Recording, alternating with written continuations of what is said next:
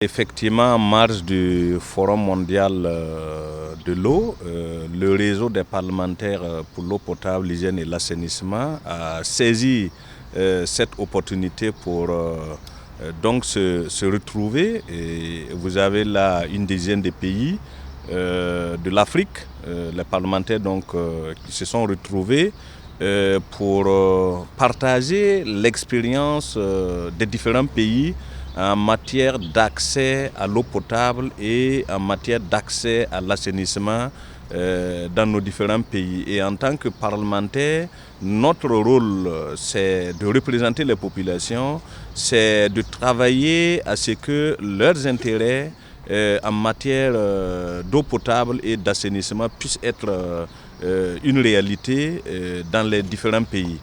C'est pourquoi les pays étant logés à des niveaux divers en matière d'accès, nous avons estimé là que l'opportunité du Forum mondial était donc une opportunité pour nous de pouvoir nous rencontrer, de pouvoir mettre quelque chose en commun et notamment lancer officiellement les activités du réseau africain à partir donc de Dakar.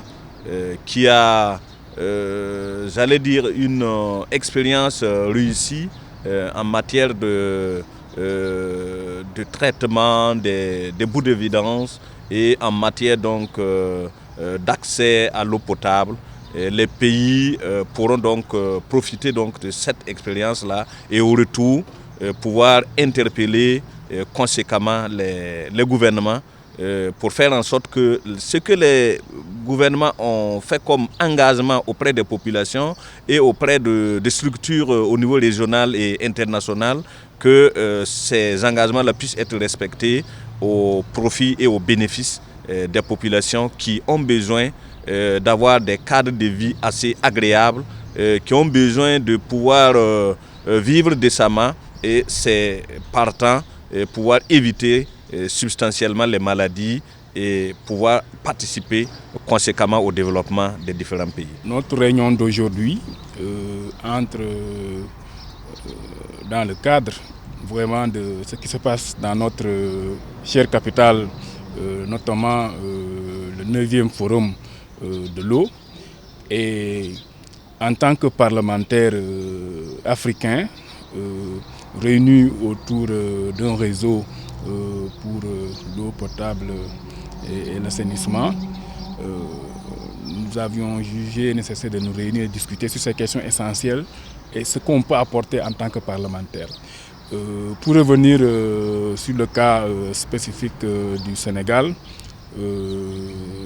il est vrai que le Sénégal aujourd'hui a fait des progrès énormes dans le cadre de l'assainissement, dans le cadre aussi de la disponibilité de l'eau en milieu urbain qu'en milieu rural. Mais vous savez qu'il n'est jamais assez de faire un plaidoyer fort au niveau du gouvernement pour qu'il puisse augmenter de façon conséquente les budgets qui sont alloués à l'assainissement.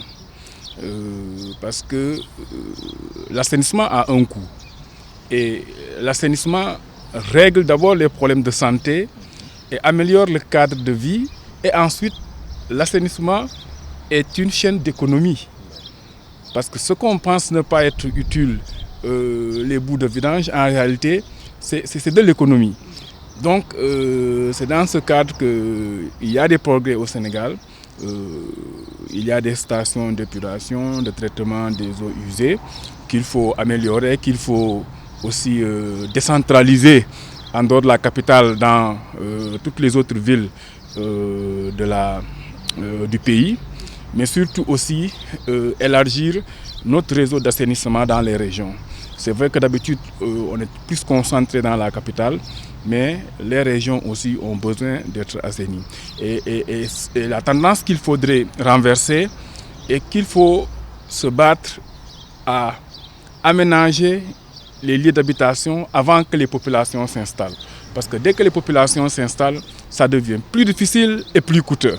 Mais si on arrive à ce que l'État puisse mettre tout l'assainissement nécessaire avant que les populations s'installent, je crois que notre cadre de vie serait meilleur. Et c'est ce plaidoyer-là que nous comptons dans le cadre du réseau, nous battre pour sensibiliser les gouvernants, pour demander à ce qu'il y ait des moyens conséquents soient mis à disposition de l'État et des ministères chargés de l'eau et de l'assainissement pour que, aussi bien que les questions d'assainissement, aussi bien que les questions d'accès à l'eau potable, aussi bien que les questions d'hygiène, soient des questions vraiment qui sont très bien prises en charge. Nous sommes des parlementaires, ce qu'on peut faire en tant que parlementaire, c'est de faire un plaidoyer fort à l'endroit du gouvernement pour qu'on puisse investir dans l'assainissement. Parce que vous savez, les économistes, quand ils investissent quelque part, s'il n'y a pas de retour d'argent, ils pensent que c'est des investissements à perte. Or, dans le cadre de l'assainissement, dans le cadre des bouts de vidange, ce n'est pas l'investissement à perte. Je crois que si on investit des stations d'épuration, non seulement on peut recueillir l'eau des vidanges pour en faire notre utilisation, mais au-delà, les bouts de vidange peuvent être réutilisés dans l'agriculture ou dans d'autres secteurs comme le secteur de l'énergie.